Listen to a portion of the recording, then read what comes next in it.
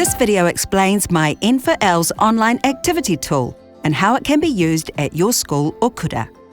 Online activity displays information about browsing activity on your school's network down to the individual user.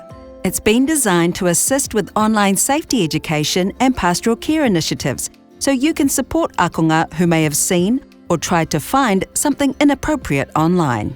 The first thing you'll see in online activity is an overview of all users on your school's network, viewable by identified and unidentified users.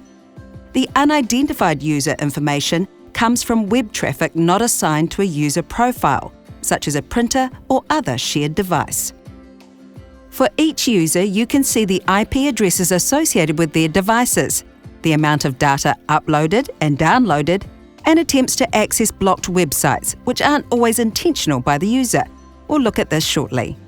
You can also search for a specific user here. Clicking on a user will show you more information about the devices associated with that user and their browsing activity, and you can adjust the date range. Under Browsed Websites, you can see a list of websites the user has visited during the selected date range. You'll also see the filtering category each website sits within.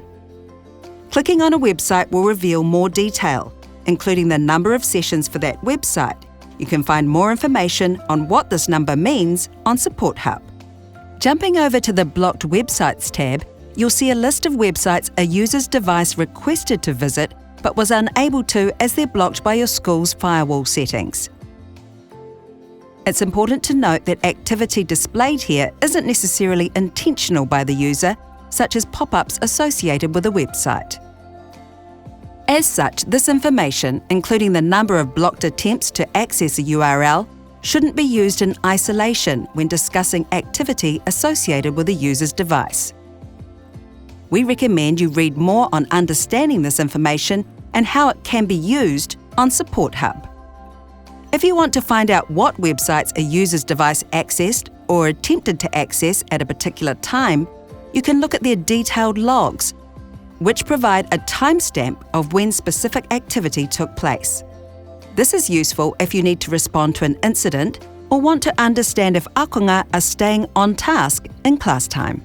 Remember, online activity has been designed as a prompt for schools to undertake online safety education and to support their existing pastoral care initiatives, so it's important to understand the context of the information you're seeing. For more information on this, please check out our resources on Support Hub.